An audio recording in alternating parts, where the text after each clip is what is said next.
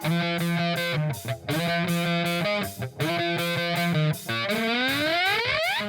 following podcast is scheduled for one fall with no time limit.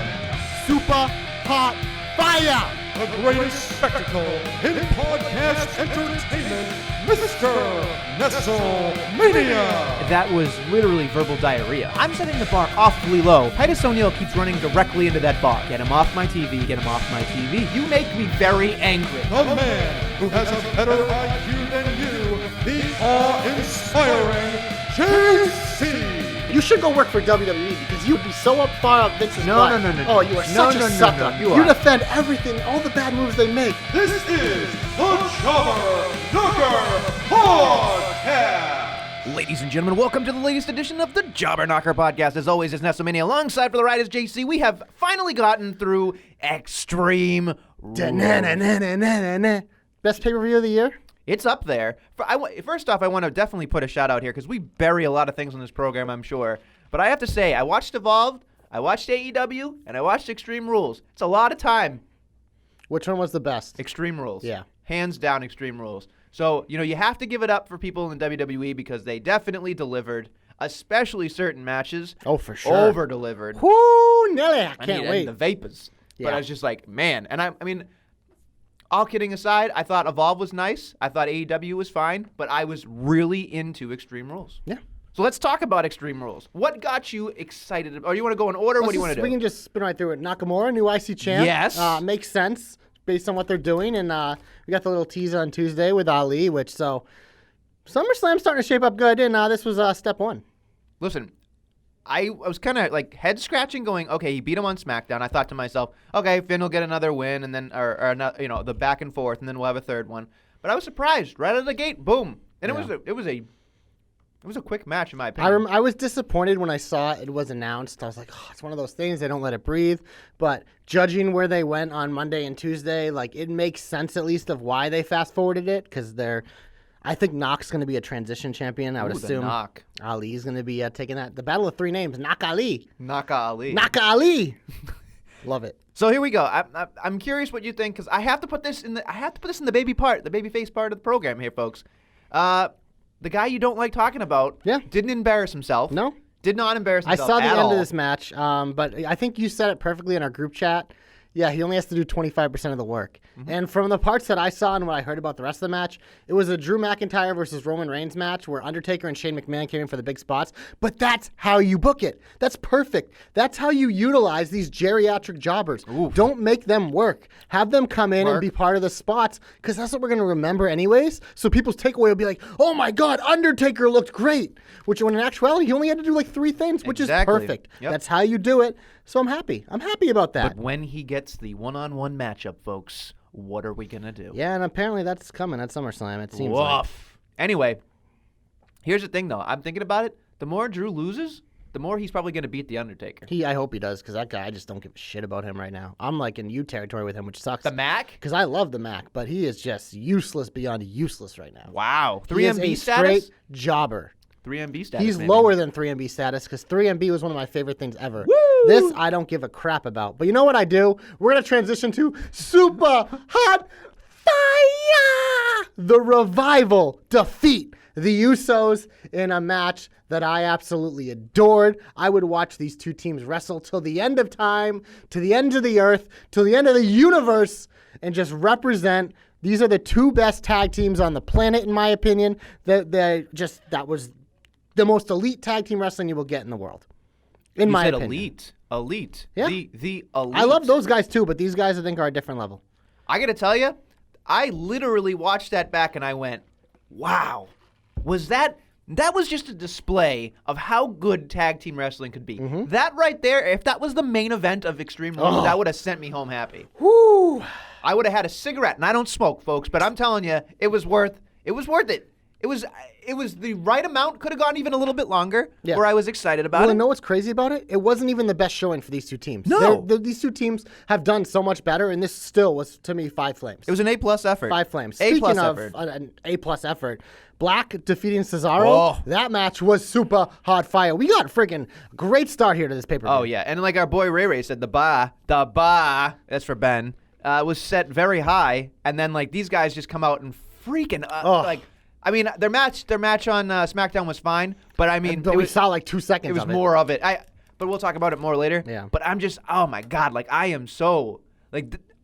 I can't talk about it because we all know the Nestle curse. But goddamn, when my wife was like, "Why are you so excited for this?" I'm like, "I can't talk about it." You like a man with tattoos? I can't. It's just I can't talk about it, folks, because I will never be like if he wins the WWE Championship at any point in his life, right. I will never be able to. This is the problem. With I won't be able to celebrate. You can't enjoy the ride. You just want to fast forward to the end and ruin these guys. That's not true. That is not true at all. He's an exceptional athlete who I enjoy watching, and I'm going to end it at that. Good boy. Next up, we had a fucking amazing backstage segment when dun dun dun dun dun dun. These guys, literally, like, I am just glued. I am obsessed with the Street Profits. Absolutely obsessed with everything they do. They hype up everything so perfectly. They're like charisma just oozes off the screen. I know we give Dawkins a lot of shit, but he does a really good job too. He's gotten so much better from where he was before. These two have meshed so well, and they've become such a tandem that is just 100%, 1,000,000% the E in entertainment. He's eating Swedish fish. And a banana. Yeah, oh, God. What a Breakfast combo. of champions. That's disgusting. Listen, I didn't eat breakfast, and I need to get my sugar high when I get to talk about certain things on this show. Anyway, listen, again, Nestle curse. Let's move on. All right, Bayley pins Nikki Cross in the low point of the night for me. I thought this was the worst match of the night. I felt like I was watching an episode of Raw, or maybe I don't know, main event, something. It was very odd. Bliss took to Twitter and said, "Stop saying all these awful things." That was after Monday's match. I'm sorry, I'm putting them together, but again. That match in general, I'm putting them together where I'm like, they both suck. That storyline got oversaturated, and thank God they moved on from it. But now we're going to move on to the mega fun match of the night. An emphasis on the mega. Strowman and Lashley. This went way longer than I expected, but this fucking match, I was glued bell to bell. The crowd who had died down a little bit, the crowd wasn't really like as good as I thought they'd be all night, but this match, the crowd was going nuts for it the whole time because you have these two fucking behemoths killing each other all over the arena. What do you always hope for? Send them around the arena, beat things up. Strowman, like, they just Lashley, the feats of strength, and then the finish was great. And then you knew when they were setting up the camera angle that he was going to burst through that wall, but I didn't care because it was still Braun. Just, oh my God, this was Five Flames too. It was just entertainment beyond the doubt. Physical, oh great. If in my opinion, Black and Cesaro was 1, this was 1A for me. And Revival might have been in 1B because there were a lot of ones on this pay-per-view. It was just like unbelievable. Like whoever put this shit together, bravo. Like we give a lot of shit on this program, but goddamn, was this a really good pay-per-view. It was really fun. I enjoyed it. It was. I never fully enjoy pay-per-views, and this is one that I fully enjoyed. And look, there were parts where they went up to the merch stand and they threw each other through the things, and Bobby like went up and fell back down completely, and I was like, holy shit, like. And then they come back through. Let's not undersell Bobby's strength. He picked up Strowman like a small child, sent him through the barricade, and I thought, man, like you never really think about how important it is to pick somebody up and not drop them. But that guy, like as much as we miss Leo Rush to make like the full package of it, I'm like, they're doing a decent job of like, this guy's a big effing dude, and he can really hurt somebody. Yep. And you know what? It's one of those matches where everybody comes out a winner. Yeah, it was great. I appreciated it. Yes, like I know. If they would have had Lashley become the number 1 contender on Monday, I would have been fine with it because even though he lost, like they both look like $1 million. Yeah, and look, I would entertain an idea of Brock versus Lashley. I want to see that at some point. It doesn't need to be for the title. No, maybe when Brock loses it, but like that'd be a nice. Say Seth beats Brock again. Survivor Series. If it's Lesnar Lashley, I would be all for that. Yeah, but we're not going to get that because we know that we're getting back to the old ways. We'll see. Getting back to the old ways. We got time, but we had the shocker of the night up next. It's a new day with the big win, which I think was a nice, cool surprise. Sure. I thought the match was really entertaining, as expected. Again, some of the best tag team wrestling on the planet on display. But now we get the New Day with all the titles, which is a very cool look. The picture that Xavier Woods put on social media of 5 years ago to now, like it was cool. I know we're always up and down on the New Day, but I still thought this was a really cool moment. What I noticed as I'm eating a banana, Otis was great, but the longer this match went, the more you realized how gassed he got. Oh, yeah. And you could tell, and again, because heavy machinery isn't necessarily... That's why they needed to be a triple threat. Right. Those guys were not ready for the primetime spot. Nope. They did the best they could, but I was watching it going, man, are those other two teams really carrying this matchup? Yep. And it was so glaringly obvious to me. So I wanted to say how important that was, because as much as we enjoy Heavy Machinery, they got a long road ahead of them, because I was watching as a wrestler going, yep, that's about the time you get gas. And there he was, just like, Caterpillar. Oh, my God. I got to do the fucking Caterpillar. And I'm already 15 minutes into this goddamn thing. And, of course, he kind of does it and then slams down on Xavier Woods. But it is. But, again, fine matchup. Can't overstate how extremely difficult the backflip into the Midnight Hour was for the finish. Yep. Amazing. Great strength by Big E. Yep. And watching him rub himself afterwards is always a good time. Jesus. I like the look. I was kind of hoping that would be Heavy Machinery. But, No, or Daniel Bryan. like you said, they weren't ready. No, I know. But- But I'm ready. I'm curious. We're going to have to divulge into it later. Do you have any idea about what Daniel Bryan's career-altering statement is going to be? We can get to that later. Okay. But I'm going to let you finish chewing, because I know some people don't like the chewing on the podcast. So I will talk about another new champion in the very next match. AJ Styles wins the U.S. title after all the chicanery from the club, using their bottles full of bub. And what do you think about this one? Predictable. Yeah. Very, very predictable in my opinion, because it doesn't make sense to me when you're watching, because I was just like, this is a great match. It was fun. But for me, and I think I said this in the thread, but nobody like agreed with me, which is fine. It was just an observation from me. I felt like for me, as much as I love these two gentlemen, and I think they're the most athletically inclined wrestlers in the whole world, it was a low point for me, and I got tired watching. Well, I think part of it was, Not specifically the match tired me. I got fatigued while on the pay-per-view. Like, this was my fatigue You did see point. that, and I didn't agree with you, just mainly because, then again, I also tuned in late. I didn't watch the pre-show or anything. I did. But, So for me, it was really good. And this match, obviously, it wasn't their best, but we're going to get another one. They clearly wanted Ricochet chasing in the SummerSlam. I like the club as a whole unit. I like Styles as a heel. I like those guys as his henchmen, because I think by themselves they're all weaker, but together they're stronger. Yeah. And it was what it was. I think it was hard just because literally what did we just talk about? The previous 3 matches? There were so many high points on this pay-per-view that even though this, which was good, it's just it didn't compare to these other ones that were so good. Yeah, it is true. And we move on to the next thing. Match of the night. KO beats Ziggler with 1 stunner. Great. That's all it needed to be. All it was needed perfect. to be. I'll tell you this much. I didn't even put it in my notes, because to me it wasn't even a match. It was perfect. It was what it was. That it is what it is, right? So we move on to Kofi versus Joe. This one was difficult for me because I couldn't deal with it. It wasn't interesting, because what do we say about the Samoan Bell snore? rings. Also, you ready for this stat? Oh no. This is from Sean Ross, that guy, or Yeah, whoever his name is, put it out there. The Samoan snore this is only the last 2 years.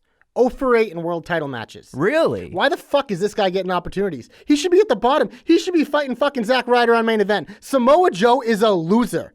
I like Samoa Joe. I like his character. He buys me in with his promos. But in the ring, they have made him a fucking joke. Mm-hmm. He's a nobody. Bo Dallas should get a world title opportunity before this guy gets him again. He touched my butt. Yep. Yeah, and literally anyone. I should get a world title opportunity. You know why? Because I'm not 0 for 8 when it matters, dude. The Samoa snore. I think they got a lot of work to do to rebuild this guy, because this is I don't know. He's not there. Loser. Then we get absolute loser. We get to the main event.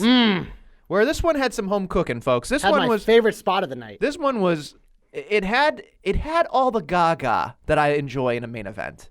And that's what I want. I want gaga. I want the extra. I want some flavor to my main event, my main course. Mm-hmm. This one, for me, I went right out of the gate. I was like, there's the cameraman. Why is he going so close to Lacey's asshole? Oh, that's right. Seth is on her ass. And I was like, that's awesome. That was great. She tried to seduce him right at the beginning. Here in comes Becky. I appreciate all that shit.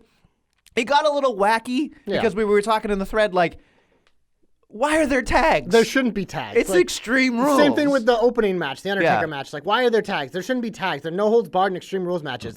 There shouldn't be tags. It should be a free-for-all, tornado style. Yeah. Oh, fun stuff for the Undertaker. I wrote down 4 minutes, 43 seconds for his entrance. That's a whole thing. Yeah. Anyway, going back to the main event. I was interested in it. I thought it was definitely captivating. It was just it felt like something was missing and I can't put my finger on it until the end. Yes. To me, the finishing sequence and what came after, Yes. like, And that's all I'm going to remember. Corbin hitting that end of days on Becky. I legit jumped off my bed. I popped hard. And it's hard for me to pop for stuff nowadays because like we're fucking adults now. So it's like it's hard to get like those naturals like as a kid, like you'd pop all the time. But for me, like something really unexpected or cool has to happen. And all of a sudden when Corbin fucking grabbed her, I was like, no fucking way. And then flawless execution, end of days, I was like, holy shit. Yeah. Either they're gonna win or Seth is gonna look like the best he's ever gonna look. Yeah. And they fucking did this perfectly because they show Seth. All of a sudden, it was like fucking Macho Man, Superman activated.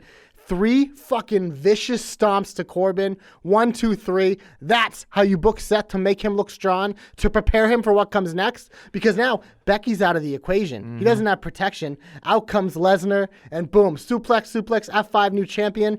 From the end of days through that was fucking flawless execution. It was well done. Everyone looked great. And you know I'm not a Rollins guy, but he looked great. And that's why I don't have a biggest issue with what happened on Monday, even though I don't care as much, because they made sure the way they booked this, I thought was so well done. So many people have a problem with Brock. They're like, oh. But like, let's think about it for a second. Who's running Raw? Hello, good sir. Of course he's going to put his guy over. Of course. The guy has the fucking briefcase. Who is the biggest name in WWE? Brock Lesnar. Exactly. Absolutely. You're not going to put him on SmackDown. You're just not. I mean, not right I think away. they were thinking about it, but I think plans changed. Yeah, plans change all the time. But I was just like, you know what? It bothered me because I would have wanted to see Becky have some type of involvement with Brock because I feel like maybe we'll still get that. But I'm getting to a point where I think that that's the most important chess piece. We're like, we already know Seth Rollins and Brock Lesnar, but that Becky angle for me is going to make this better for me because we've already seen the WrestleMania build up. We already know he's the Beast Slayer. He can do it, yada, yada, yada. He caught him off guard with the briefcase, all that stuff. But having Becky still part of it, as you talked about, not having her there as protection and maybe having her stand up to Brock, like, you're not going to mess with the man's man or whatever, but like, he would laugh and be like, look at this. You got a bitch talking for you. You must be a real bitch. Like, I would love to have him say that. I think that'd be fantastic because he's such a misogynistic, old, like, grumpy dude. I would love it because you can cheer more for Seth Rollins. You can cheer more for Becky Lynch when they have such a freaking suplex ogre come out and be like, you know, like, whatever. And, like, if I ever see Brock Lesnar, I'd piss myself. But it's just like, I give him a hug.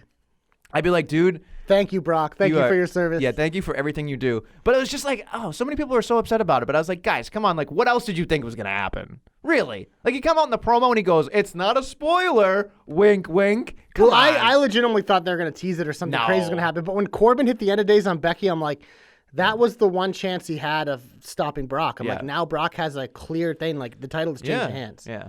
I would have preferred Kofi, but it makes more sense. I mean, I still want to see Brock and Kofi, but I mean, we're done with the paper. You can go in the shine. Yeah, let's do it. Fucking, oh my God, we're getting it. Hashtag JC's hopes come true. Kofi Kingston, Randy Orton. I don't care how he got there. Like I said, I don't give a fuck about the 6-man tag. I know. Whatever, it was there. I don't care. We are getting Kofi Kingston, Randy Orton. Yeah. I have been literally since he won. This is all I've been talking about, and I know you want it too. I know several other guys on the Jobber Knocker team want it too. Like this, full circle. And the best part of this was watching all night people putting out the clips of their feud from whenever that was, and I was like, oh my God. I want this more. Yeah. Like, this is going to be so good because you're going to have the promos leading up, which we've already seen when Orton, when he's on, man, he is fucking on. Yeah. This match is going to get sold. The history's there. It's so fucking beautiful. This is the culmination. This is the peak of Kofi's reign to me. I am so excited. This should be the main event of SummerSlam, in my opinion. I think it should be over Brock and Seth because I care about this more. It won't be, but for me, this is hashtag my main event. I am so fucking hyped, baby. Oh my God, the line about the Viper going limp. Oh, everything about this. And, did you see that Blue Chew actually sent Randy a tweet and said we can help you with that, Viper? I was like, this is so great. This is so good. And like just the fact that like he walked away and then he came back for the 6-man and then he won the 6-man and I was like, holy goddamn. I was so excited because I just thought to myself, here's the hurricane of the SOS and here's Randy who's going to slow him down. And it's going to be one of those moments where it's like the psychology. Styles are going to mesh well. Everything's going to be great. This is the first Kofi feud, in my opinion, where I look at it and go, like, top to bottom, from start to finish, I am excited for. Yes. It's like Kofi usually ends up getting me excited halfway through or does something fun and I'm excited and I'm in. Halfway through, I'm on the stop. But this is something we've been clamoring for a reason. Oh, and I'm so excited. All I want is just, if they don't do it, and I think they will, but if they don't, what a faux pas it would be, is just, you got to call back to the one line. Yeah. Just stupid. I'm so excited for the video Because package of this. you know the minute he goes, stupid, once he says it, like, I am gonna need to have a moment by myself. Because it's just like, it's a wrestle boner. Like, it is unbelievably exciting. I am so excited for this. And a little bonus shine from this is Randy Orton hates 6-man tags as much as we do because he didn't even want to fucking do it. So Yeah. stud. What else you got for Super Shine? Well, we're going to save the Super Shine, in my opinion, for my own segment because that's what everybody probably wants to talk about. So What else you got? I thought there was a lot of shine this week. Look, I actually enjoyed a lot on Raw. Yes. There was a lot of good stuff. Because it was a variety show. There was a variety show. I thought that, here's something that I didn't think I was going to enjoy right out of the gate, but I enjoyed was just like Drake Maverick. Yes. I thought that was so fucking good.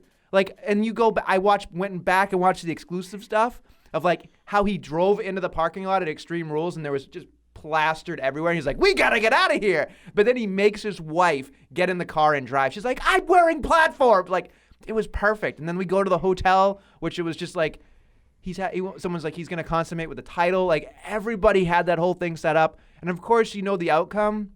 The memes that came from it were great. It's so fun. Like, I'm so glad that we were wrong about the 24/7 championship because I thought to myself, how good could this possibly get? I'm still worried about what happens when longevity. R-Truth and Drake are done with it. Yeah. But, I mean, for now, it is like a home run. Yeah. But again, this is one of those segments, like, I obviously, like, secretly really enjoyed it. But it's one of those things, like, someone walks in the room and they see you watching some fucking naked dude with a title around his waist and they're like, what the fuck is wrong with you? Yeah. But, like, that's wrestling in a nutshell. Yeah. And this was, like, the absolute peak of that. I'm sure our boy Cap was like, ugh, Yeah. I can't believe I'm a wrestling But fan. even better, did you see the thing from before SmackDown he put out? He's wandering the streets in his underwear. Yes. In, like, a busy street just walking, trying to hand out... The commitment there is unbelievable. Imagine, like, being a random person driving by and being like, what the fuck? It's like something you see on like World Star or something. Oh, yeah. Half naked man handing out flyers in busy street. Oh my God!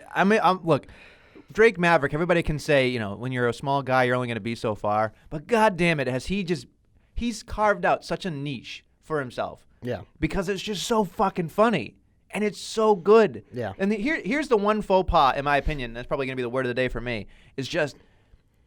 Now on SmackDown, they had a whole thing where it's like, oh, he's hiding. Truth is hiding. And they're like, we're going to go to Comic-Con. It's just like, I get that we had to have that to tell everybody to get excited for him to be in Comic-Con because we know all the shenanigans he's going to get into. But I was almost like, now we're wasting a minute and a half of him in a dryer, know, and I was just like, don't take that away from me. The rest of it was so perfect. So freaking perfect. It is what it is. But, all right, what else? For me, I thought the Battle Royal, the main event of Raw, was really fun. Again, the end result wasn't exactly my favorite, but I thought every single person in this match had a moment. Mm-hmm. They looked good. Like, this was just fun start to finish. They took the best aspects of each character in that match and let them shine through. Mm-hmm. We knew Seth Rollins was winning. Like, I had hopes that maybe it was like Strowman, Zayn, or Lashley were like the three I would have won because I'm like, oh, Canada, maybe they're doing the same thing with Sammy. But again, like the way they did it, everything was just so well done. I thought the match was a lot of fun. Everyone got their shit in. So yeah, there were specific people like Big E and Randy Orton, in my opinion, really had time to shine, really got to show off some skills. They treated everybody. Big ending Strowman was fucking awesome. Yeah, they really went out of their way to make people notice how good all 10 of these people are. Mm-hmm. And I think that can't be lost in the translation here because there's so much that we crap on, there's so much that we hate, but goddamn, it was fun. Like I said, hoping for a different result. However, at least this was a newer way instead of just being like, I want my rematch. Exactly. Seth earned it. Yeah. Which we saw with some of the other things. Like, we'll go to the next one. I am very excited for Ember Moon challenging for the SmackDown Women's title. I just don't love that people just give out things. Yes, but, hashtag always in the shine. Mandy Rose put her over hard with Sonya. They did a great job in a fantastic match. What a sell of the Eclipse. And incredible. Like, Ember Moon is the best. And I love that she's getting a title shot. But again, it's like, Why not have Ember like beat Charlotte in a number 1 contender match? Sure. Like you want to talk about putting her over, and like we know Charlotte can come off a loss and be fine. Like 'cause she obviously got back in the ring with the Liv stuff. We'll talk more about that in a minute. That stuff was great as well. All of that. Like I just love the theme of SmackDown this week because we've seen so much criticism, especially on the internet, of like them really the women's division just dropping down, and on Raw like it obviously was at a low point, but SmackDown like really shined it through. We had 3 different women's matches that night, including this one. You obviously had Charlotte Liv, and then you had a title match. Finally, the Iconics defended their titles, which, again, for me, we knew that this was going to be a schmoz, but the way they did it, it's like the way the Iconics have acted, them getting counted out on purpose, that's what heels do. And what they're going to do here is they're finally, the Sky Pirates, or what the fuck are they called? The Kabuki Warriors can't just win because we don't know enough about them yet. But how do you do that? Every single week, have the Iconics find something new. So then we finally get to SummerSlam. It has meaning. It has a stipulation. So again, I thought everything with the women's division on SmackDown this week, that was very well done. Okay. The only thing I would say very quickly, because we're not going to talk about anywhere else, Bayley did this one thing in the promo that just fucking annoyed the fuck out of me. Not her strong suit. She gets into the promo, and she starts like talking about how she's looking for an opponent, and she said, someone with charisma, somebody with blah, blah, blah. And then she goes, somebody, in case I don't win, can carry on the title. And I'm like, in what world would a champion go, when I lose this championship, because I'm not going to hold on to it forever. Yeah, it was bad. It was just like, don't say those things because you discredit yourself. You just crapped on yourself. Now, granted, it's probably a line that was fed to her, and it is what it is. And I can't blame Pam because she's an amazing person, and I love her, and I think she's an amazing human being. But God damn it, was that promo, like that one line took me completely out of it. It was bad. Like I said, like the whole of just giving it, like all that, I don't love that aspect of it, and I like criticize it for other feuds, and I'm criticizing it here, but we're getting Ember Moon in a fucking title match. Yeah, I know. Like I fucking love Ember Moon. If she wins, it's going to be great. Yeah, there was a lot of that this week of like people coming through. Apollo. Not only did he get an entrance. Oh, I know. Not only did he get to speak in the town hall, which wasn't that bad because I thought they at least allowed people that we don't get to see got to talk. Sure. Like our boy Murphy, Liv. But I mean, Apollo got to do that there. Apollo got an entrance. He upsets Andrade. I know. Which was exciting. Zack Ryder beat Kanellis in one move in wherever the fuck, Brooklyn or whatever. That was fucking hilarious. It's moving forward. That storyline I don't care about. Nobody cares. Kudos Zack Ryder. We talked about Liv Morgan being back in TV. Buddy Murphy wanting to challenge Kevin Owens. Sign me up for that in the future. I'm all for that. Obviously Cedric and McIntyre. That was fucking great. And the Viking Raiders in a jobber match again. Oh boy. So like these are all think of all the things we're naming. Sure. They're short little segments which work in their fucking shitty TV format, but it's like we're learning all about these characters. You're actually using your depth. It's exciting. It's enticing. And I like it. You just blew through like half of the shine and the heat through one thing. That's crazy. So, is there anything like that you really, really enjoyed in the show? I mean, the Street Profits had another backstage promo making fun of Drake and hyping the Women's Battle Royal. That was great. Yeah. Cool. They're awesome. Anything else? We've talked a lot of time about good stuff. So. Yeah, because this is a really good show. Yeah. What do you think of MizTV? So that was something that I didn't expect. I thought it was a nice little difference Miz hasn't been doing anything, so I was okay with it because I feel like Miz can plug and play anywhere. And as a fan watching, I was like, oh, I'm interested. The minute Dolph Ziggler came out. Those two have always delivered. Yeah, then when I was like, oh, Dolph Ziggler, I'm like, okay, here's a segment I won't remember. But it's not because Dolph's not good. It's just like I feel like Dolph has been He's everywhere. And yeah, you took the words right out of my mouth. But it is how I feel too. And I watched it and went, at least they gave us emotion. At least they gave me something. And I was surprised by it, just like your wife. And I was like, oh, okay. And then he fucking punches him. Yep. And I was like, you know what? He defended his wife's honor. And I was like, you know what? We're off to the races. Now, if it accumulates to something, I'll be fine with it. I would expect this to be an undercard match at SummerSlam, which I think is fine because it's a good way to Miz to get his shit back because he'll look good against Ziggler. Yeah. These two, like we said, they always deliver, and they only need 6 or 7 minutes. But Ziggler did deliver the line of the night, calling his match with KO Goldberg bad. Fucking, I popped for that. I think everyone did. Matt Riddle somewhere was like, woo, baby, yeah! Bro. Yeah, that's about it for me. Yeah.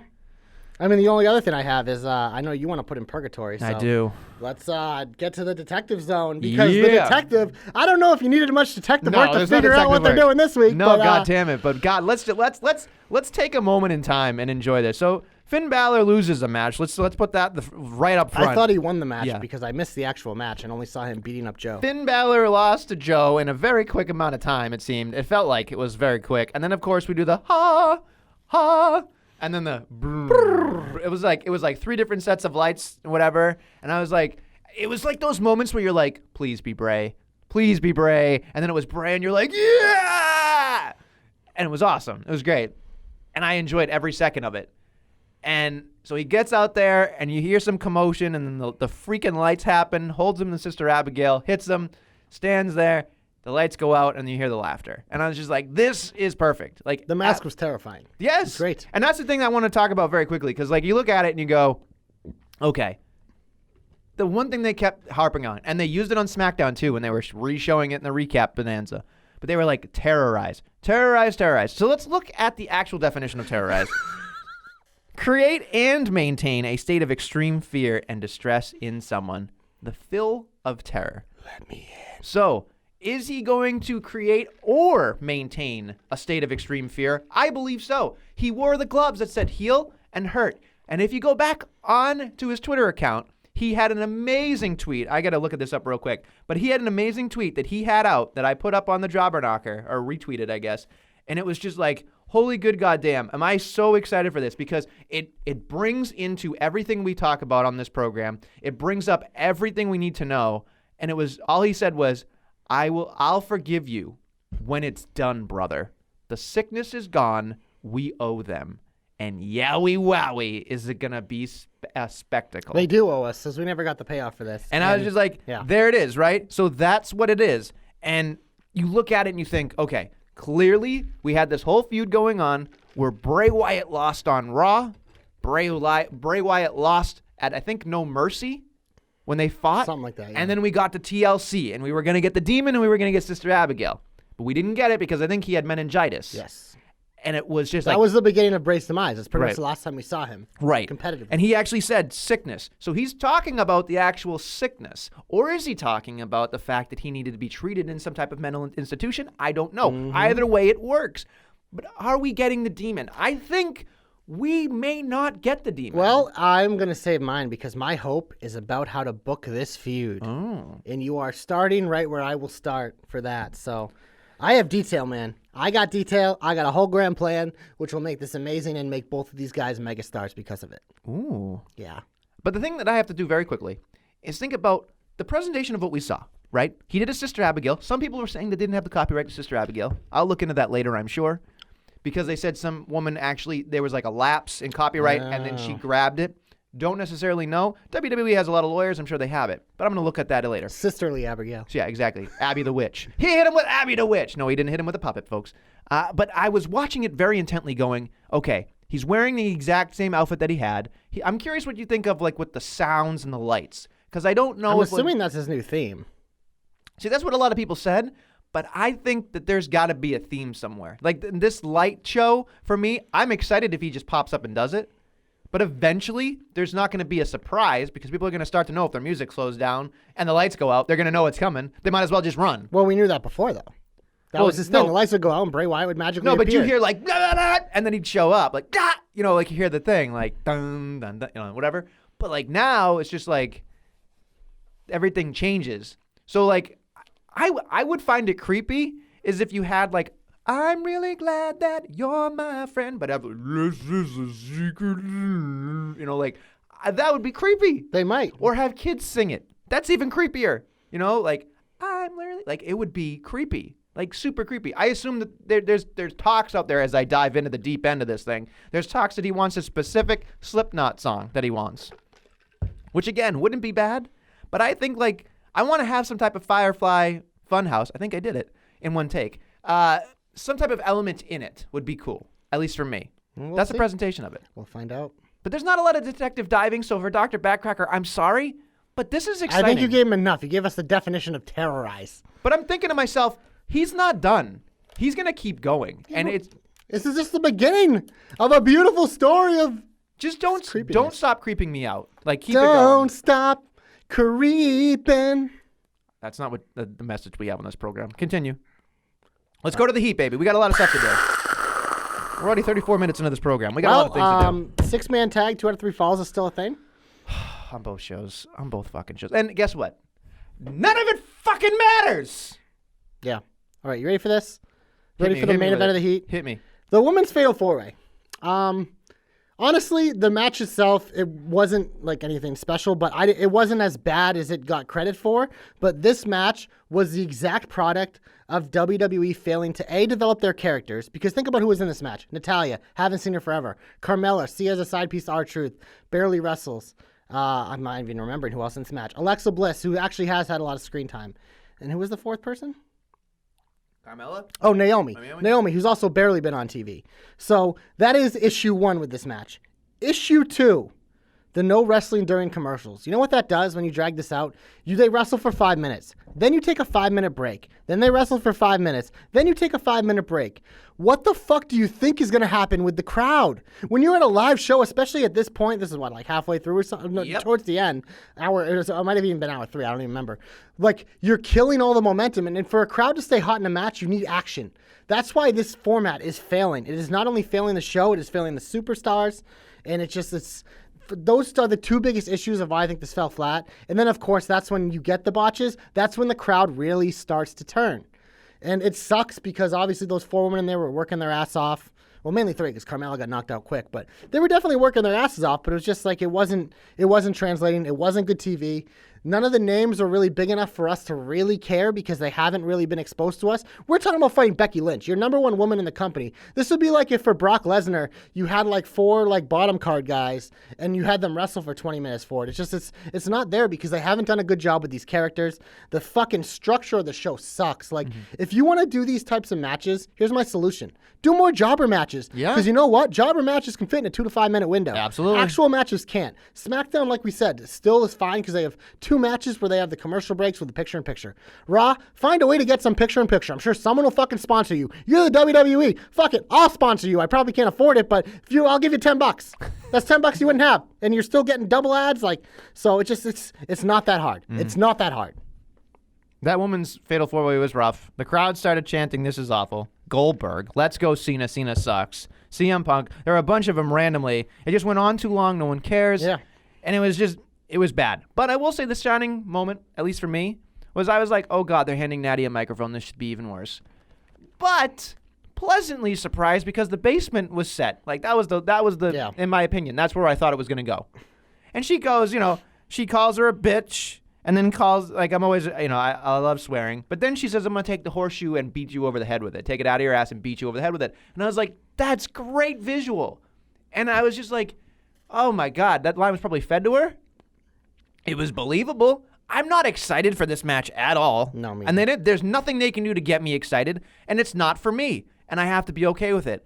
But when I'm thinking about SummerSlam, I'm thinking about the second WrestleMania, and I ain't talking about overseas in Saudi Arabia as a second WrestleMania. I'm talking about SummerSlam being the second WrestleMania.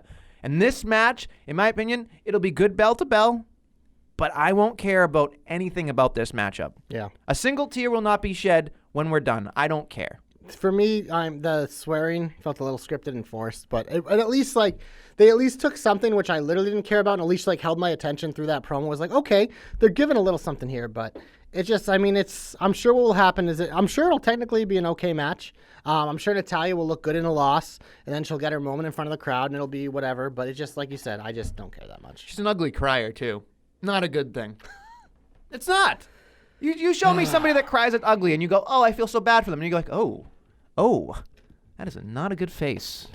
It's not. You know what else isn't a good face? Mine. I know. Let's move on. Okay. What else? I was also going to say Shane McMahon failing to take a stunner. Not once, but twice. The first one, honestly, was fucking hilarious. Owens goes, and he got nothing but air. And he's like, God damn it, he has to do it again. And then they do it at the end, and Owens can't even grab his fucking sweaty dome. It's bad. I fucking laughed. It's both of them. It was hilarious. It can't all be on Shane. It has to be on KO, shout out to our boy Cap. He texted me last night. He's like, Kevin Owens and the Stunner don't mix well. Yeah. It is. It's very awkward. I know our boy Billy's always been very critical of it as well. It's not. The pop-up power bomb was such a perfect move for him. He can't do it to everybody. I know. Well, exactly. That's part of the problem. And I think that's why they want to, if he's going to be one of our top stars, we need a move that he can do to everyone. And we see that all the time. I mean, it makes sense. I still would like to see him actually use the pop-up power bomb, though, on guys that he can and have it be the finish. But they're really forcing the Stone Cold thing, which, I mean, Kevin Owens can pull it off. Anyone can pull it off. It's Kevin Owens because he's a legit badass. And we cheer him no matter how big of an asshole he is because he's fucking amazing. But, yeah, it's just not great. And then Shane just, I can't believe we're going to have to watch this. But hopefully it's the last Shane match for, like, a long time. Oh, I doubt so. I mean, we're not done. We're not done. I know. I'm sure he'll be part of a Survivor Series, and then he'll fight at Mania against The Miz again. Woof. You know, instead of Rock Cena, it'll be Miz Shane 3-part series. Good goddamn. So the third one, Shane will win the title at the Rumble, and Miz will have to beat him at Mania for it. Great. Can't wait. Can't effing wait. Yeah. What else you got? I'm out of heat. I didn't have a lot this week. I thought it was a good week. You kind of buried the 6-man tag thing, but I mean there were 3 of them. Well, it's just There's 3 of them. What is there to say besides what we already said? We didn't even talk about the fact that the club had to take on Lucha House Party. I forgot about that. Yeah, Holy good goddamn! Like, here's the thing. I love the club. You know me. I'm a club through and through. I love my BLT. But, god damn it, when I saw this, I went. First off, I felt your body tensing up. Oh, I didn't even watch it. At work, I was doing something else, and then when I went back to watch stuff I missed, fucking 32X. Yep. See ya, dink. I was just so bummed because I was like, oh, good God. Here's my biggest gripe about this entire thing. And it was more evident than anything before this past week, where it was just like, not 1, not 2, but 3 6-man tags. That I don't think these had eliminations this week, which is whatever. No. But the first one was 2 out of 3 falls, the Revival one. Okay, whatever. It was just like, I know that they're filler, but there's nothing, and I mean absolutely nothing, that I want to see when those things happen. Like, I can't, like, if I'm stuck watching something, I'm going, I want to fast forward this, but is something going to happen? And guess what? I trick myself every time. I'm thinking, oh, for the podcast. I do it for the podcast. Well, for the podcast. There are, like, in the Usos Revival one, like, with Ricochet, it's like, there's cool spots. It's cool to see those guys together, but, like, it is meaningless. No, it is. is. The one, at least the one on SmackDown, like, it made sense the way they did it, because you had the New Day. You had 3 guys wanting it. You had Orton, like, pulling the shit. He doesn't want to do it. And then, like, you used it as a device for Orton to pin Kofi. So it's like, there was meaning in this useless match. That's why, for me, like, I won't bury that one. The ones on Raw, there was no meaning. The biggest problem, my boy Ben actually said this, and pointed out because I didn't really watch the match. He's like, I don't understand why the club came out earlier and beat the shit out of Ricochet after that match. Why did they need to be in a match later in the night? It's one of those things. It's like, why are we overexposing the talent? Like, they didn't need to be booked to wrestle. We've already saw them, like, as a big part of a segment earlier in the night. Why are we doing that, especially against Lucha House Party in a throwaway match? Why are we doing that? Do that next week if you want to highlight the club. Exactly. That was a good point by our boy Ben. It was. Good job, Ben. Not just a handsome-looking gentleman. He's got a brain, too. The other thing that was very odd about that particular club match with Lucha House Party, Ricochet came out in the middle of it to get the commercial break. Essentially, like, he got out there. So he came out there. AJ Styles had to club him out, no pun intended. And then they were like, we'll be back when we can reset this match up. And then they come back and you're like, great, here's a fucking 6-man tag from the start to finish again. It's just, I can't talk about this anymore. Let's just move on. Let's get hopeful. I don't want to get any more heat. Glorious. You want me to go first or you want to go first? You've been teasing this hope since Monday. So for God damn it, stop teasing and start doing. Okay. Please. I will. Right now. Sorry, I got a thing. Not more important than the podcast. Yeah, okay. So, Bray Wyatt, Finn Balor. How do we do this feud without fucking it up? It could just be like, you know what? Bray Wyatt, whatever he's called, Fiend versus Demon Balor. We'll have a match. Bray will beat the Demon. But that would destruct the Demon, because Bray has to win this match. There's no reason for Bray not to win this match. Plus, we know Finn's taking time off. There's rumors he's getting married. Plus, the guy's 38 years old. He looks like a fucking 22-year-old, but he's 38. Give that man a break. He deserves it. He's been on the road for a long time, working his ass off, going through injuries. So this is a good way. What do you do before a person takes time off? Have them put someone over in a very effective way. So, SummerSlam, what's a good way to get Bray Wyatt over in his first match? I don't know. Have him beat Finn Balor. Makes sense. But you don't need to murder the Demon on the way. So what I want at SummerSlam is Bray to beat generic leather jacket Finn Balor without the Demon, you know? Not the but the So that, you know, then Balor goes away. You know, does his thing. We forget about him. Meanwhile, Bray is running train on everyone. On Raw, SmackDown, fucking sisterly Abigail-ing people to fucking oblivion. Just killing people, blah, blah, blah. And you know what? We get to the Royal Rumble. And Bray Wyatt is challenging for either the WWE title or the Universal title. And Bray Wyatt wins one of those championships at the Royal Rumble. Wow. So Bray Wyatt is now the king of one of the mountains on Raw or SmackDown. I don't care which one. Doesn't matter. Whoever he beats, it'll be great. But I think that gives him enough time to properly build himself up to back to where he's a main event player. Former WWE champion anyways. So I don't think you need to do a lot to get him back there. But it gives it time for everything to develop. He takes out some victims along the way. So now he looks like the top of the mountain. He is the guy. Well, Finn Balor's still not around. So we're in the Royal Rumble. There's rumors that he might come back, but we don't know. We get our other returns. Lars Sullivan comes back, eliminates 50 people. All that fun shit that people will love because he's their favorite wrestler. We get to number 30, and people are just kind of sad because it's like, oh, man, Dolph Ziggler, like always, is announced as number 30, so we're not getting Finn Balor back. But then number 30 hits. Dolph Ziggler doesn't come out. Dolph Ziggler's laying limp in the back, just covered in paint or something. Blood. Paint. I don't know. And then all of a sudden, the lights go out. Out comes the Demon at number 30 in the Royal Rumble. The Demon enters the Royal Rumble and wins the Royal Rumble. So now we have two big dominoes. Bray Wyatt, the Fiend, WWE or Universal Champion. Take your pick.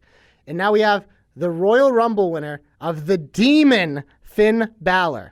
Because he knew, with all that time off, like Bray had to find himself for literally like a year, Finn Balor needed like 6 months to re-find himself.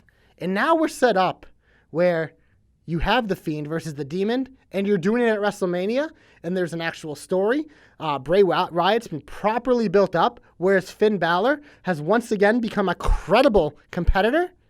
And the Demon is the man to take down the Fiend at WrestleMania and become WWE or Universal Champion. That's my hope. Hashtag JC's hopes come true. Hashtag JC knows.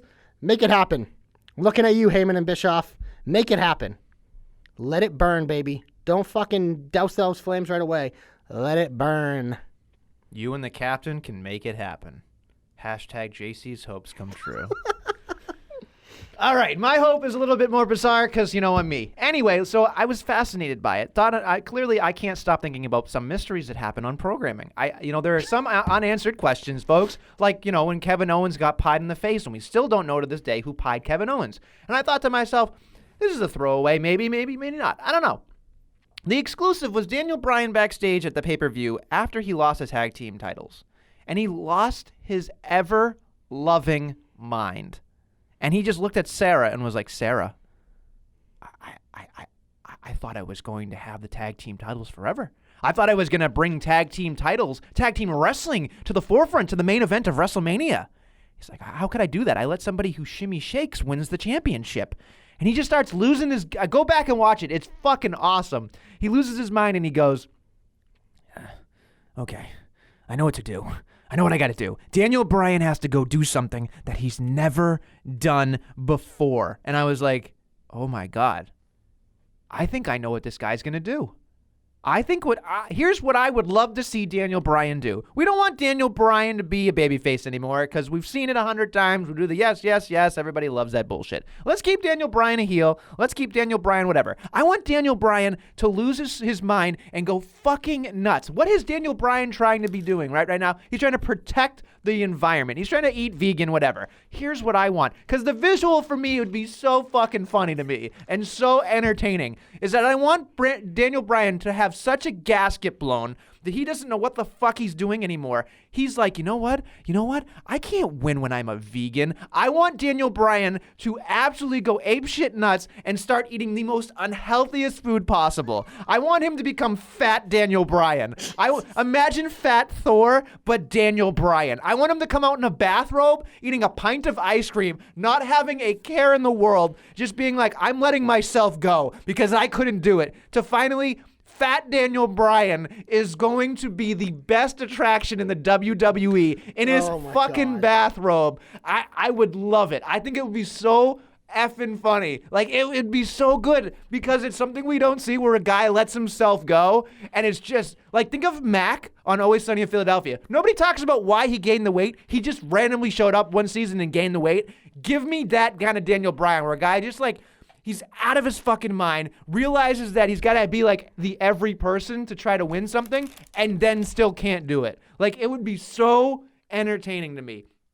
If he's so fat that he can be both tag team champions, I would love that. I want him to be the most unhealthy human being in the world because the juxtaposition of that would be so glorious, so funny to me. And it would be like, there are so many things you can do with somebody like that.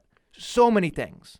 You could even go even further and make him have a connection to Huskus the Pig Boy and have Daniel Bryan go in with the Fiend and become some fucking psychopath at some point and get back to a slim weight. You could do whatever you want. But I'm telling you, this would be money for me. I would love it. I think it would be so funny. Hashtag Nestle's hopes never come true. Hashtag Nestle doesn't have a fucking clue. But goddamn it, hashtag Nestle entertains. That's an interesting idea. That's what I want. I don't think Daniel Bryan. Never gonna I don't happen. think he's ever putting meat in his mouth. No, of course not. I mean, well, we don't know.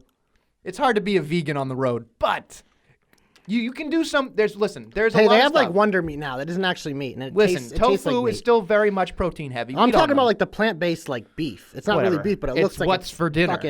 Whatever. It's what's for dinner. Where's the beef? But anyway, I think it would be hilarious. This is why I don't book things. I book things on a local level. Your shirt says "more fun to munch." Yeah, this is a shirt every Nestle has. Yeah. Every Nestle has this shirt in my family. Well, I was just taking it out of context. Oh, okay. More fun to munch. Yeah, it's true. All right. That is our hope. It's time to give him the comeback. Don't call it a comeback. She's been here for years. Yo, yo, yo, yo, yo. Liv Morgan. Blue tongue. We have been begging on you watch SmackDown every week, and it just like the Twitter bubble of wrestling is just all hashtag SmackDown Liv. Where's Liv? Everyone wants fucking Liv. There's something about her that just draws in everyone. Because she is blue just, tongue. She's unique. It's the blue tongue. It's the pink hair. It's her wild, like crazy shit. She acts like Harley Quinn. Yeah, I was like, gonna say, that's a just big like feel. there's just like she's like magnetic as a personality, as a character. So she cut a fucking great promo in that town hall. I didn't know Liv had chops like that on the mic because we only kind of get little snippets of her, but we've never really had her on her own since NXT, and she was so green at that point, which I just enjoyed her because she came out. She was like the Jersey character, was like yo yo yo yo yo. It was ridiculous. It was over the top, but I'm Enzo's girl. she's the original friend of the podcast. She is. She deserves my comeback because she got a match with Charlotte, and then afterwards she cut like a 2-second thing where she said she has to change. So I'm curious to see where they go with Liv because there's something about her where she's not ever going to be like the number one person on a card. Sure. But there is a value with her, and it's just like that underdog mentality that you want to root for, that type of character you're drawn to, that it's just very capable of performing at a high level. So I'm all for it. She gets my comeback. Wow.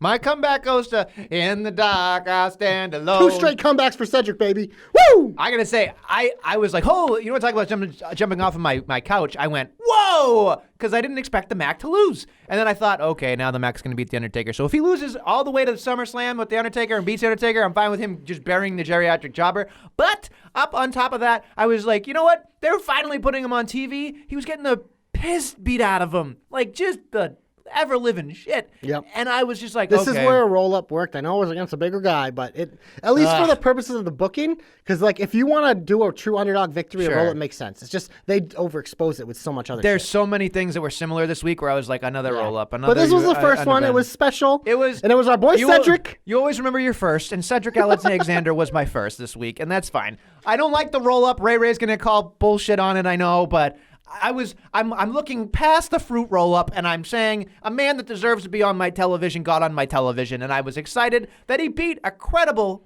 or at least for this point, maybe not so much credible person in the Mac, but it was more about the Mac and less about Cedric. I'm hoping they keep the momentum going for Cedric, so he gets my comeback. And we know Paul Heyman loves Cedric. He's very vocal about that. So I'm saying there's a really good chance that we're going to get plenty of Cedric on Raw. And I love it. I love this man. Great comebacks this week. Two of our favorites here on the podcast. Two of our favorite underdogs who don't get enough time. That was the theme of the week. It was kind of like they're ushering in this change. They're ushering in the change, at least like exposing us to new talents. They're building things a little differently, building things better. We're getting what we want with matches at SummerSlam. That's for me, where I start and the finish. Looking at SummerSlam, we're getting what we want. Brock, Seth, whatever, but we're getting Kofi Orton. We're likely getting Knock Ali. We're getting Bray Finn. Like, we're getting these things. Bailey Ember.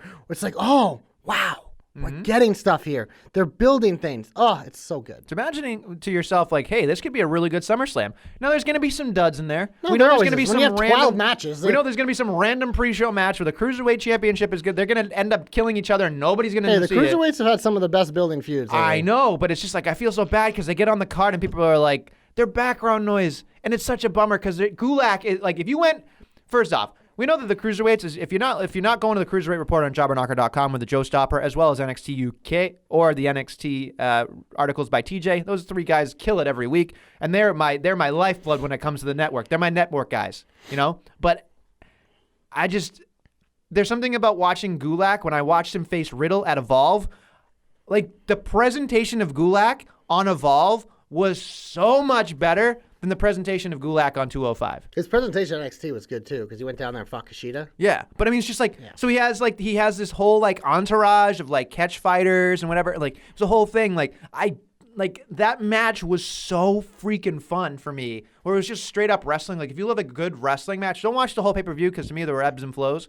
But that match with Gulak and Riddle, go out of your way to watch it because it was so fun from beginning to end. And So you're back on Matt Riddle now, finally? I'm a bro. Thank God. I'm back on the bro train. I was very upset when you jumped off. The bro! I'm on the bro train. Not the hoe train, you know, like The Godfather. Yeah, I know. I know. It is what it is. By the way, what was all that feedback we had earlier? I don't know. You heard that too? Interesting. Yeah, it's just like, what the hell? Like, I don't get... It's been weird the last couple weeks, man. Whatever. I'll edit it out again. Okay. So, sorry. Back to what we were talking about. Anyway. So, look. Raw reunion. How excited are you? Are you excited for all the geriatric We're getting jobbers? a double stunner, right? KO and Stone Cold against the McMahons. Like, goddamn, kid, you gotta want to do a stunner. no, who's not advertised? No John Cena. Maybe he'll show up, but it's like he's completely like away now. He's barely really even mention invisible. him. Yeah. He's very much you can't see So him. we're getting Stone Cold. We're getting Hulk Hogan. There's a Christian. There was an Eric Bischoff. We're getting Christian? Yeah, he was in the. Oh, yes. Christian's in there. I saw some random people. I was like, I don't give a. Oh, by the way, because you're gonna bring it up next week anyway, and I'm gonna lose a goddamn gasket. Kelly. I'm gonna be so angry because she has no fucking place in this division. Oh, leave her alone. She has two first names and they're the same. How many people can say that? So nice they named her twice. Yeah, It was that's like, actually pretty good. That should have been her moniker. Yeah, but they didn't because her name is Barbie Blank. You want to tell me a name that's better than Kelly Kelly? Good God. Sorry, no talent. And you know why she was hired. You know why she was hired. It doesn't matter why you get there. It's Yes. what you do when you're there. And she doesn't do anything. People loved Kelly Nestle. I don't care. I People don't love care Kelly. what people like. I care what I like. Yeah, no one cares what you like. Kelly. You can't do that. You can't even do it with a straight face. I was going to say Kelly, more to munch. Oh, Jesus Look at your Christ. shirt.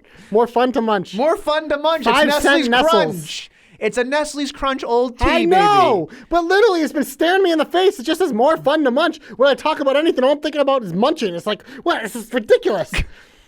You're talking about Fat Daniel Bryan. I'm like, okay, I get it now. He's been thinking about munching and I'm food all hungry. day. I'm sorry for the people that don't like the munching during the podcast. I tried really hard not to do it. So are there anything exciting that you're really excited about for Rock? Because the reunion for me, I'm just like, unless there's Ted DiBiase and IRS making some comment or whatever about somebody's taxes. If they do fine, it the way they did the last one, where like, remember they had like the poker game and they had the mix of current stars and old stars, Sure. like short little backstage segments. I like with that because like put EC3 with some of the old guys or something like that would be interesting to me. 24/7 like that. title, maybe. Yeah, something 20. with Maybe one like Farouk wins the 24/7 title. Damn. I don't fucking know. Something silly like that. But in terms of in-ring, I'm sure Stone Cold will have an in-ring segment with like KO or Becky or something. Yeah. I'm sure Hulk is going to do an in-ring segment with Oh, I something. forgot about Probably Hogan. with fucking Elias or God something. damn I don't it. know. You know but- the fucking DX is going to show up or Triple H is going to do something. so it's like that. Like they're gonna happen, but if they sometimes they do these effectively where they use them as a device. Like I'm sure maybe it'll be an Edge and Christian show, and they'll have guests of like fucking somebody who's in a feud. You know, maybe it'll be like Randy Orton and Kofi. You know, because. But it's just if they do it where it's just that, it's. Can we just make sure that we don't have these stupid segments where fucking guys who clearly can't wrestle anymore or have hip replacements don't have them wrestle. Don't have them wrestle. Don't let them beat up people on the roster because people are like, you're not devaluing. You're devaluing. Only the whatever. 24/7 title. Yeah, just throw the fucking the clown car. Just fucking let him go. I don't care. Whatever. It's fine. But like, I don't want to see DX beat up the Revival. I don't want to see any of that bullshit. Like. None of that crap. Like, I don't want the club and DX to do a thing again. Like, just... Oh, that's definitely happening. Like, just let's leave it. Let's just fucking leave it. You know? Let's be creative about it. Don't be stupid. That's all I ask. Don't be stupid. And keep Kelly out of it, please. Na, na, na, na, na, na. On that note, would it be time to socialize the pod? Yeah, jobberknocker.com. We pimped it earlier. That's where you can find the NXT UK and Cruiserweight Report. All available there. Also, all the links to the podcast. Here we go. iTown. Go to iTown. Go to iTunes, Podomatic, Google Play, Stitcher, Podbean, Spotify, archived on YouTube. Did I forget any? I get them all. There you go. 5 stars, 5 flames. You know what to do. Give us a great review. Tell us what you think. Make sure it's 5 flames, though. You can be like, hey, guys, you suck. You get 5 flames. That'll work for me. I honestly don't care, but we appreciate it. That is that is the currency of the podcast, as some people say. So hook us up. Pro Wrestling Tees. Buy the shirts, man. Jobber Knocker, Super Hot Fire, and Monday Night Rerun. But yeah, Twitter at Jobber Knocker, at Nestlemania, at JC of the JK, at DQ of the JK, at Ray of the JK, at Billy D2411, at Joe Pollock 47, at TJ of the JK, and at The Real Deal B Cox. Facebook Jobber Knocker, Instagram Jobber Knocker. We're everywhere you want to be on the socials of the medias. Wow, you done? I mean, I socialized everything. You did. didn't I? You socialized everything. Next week, we'll be back with more Jobber Knockery. Maybe.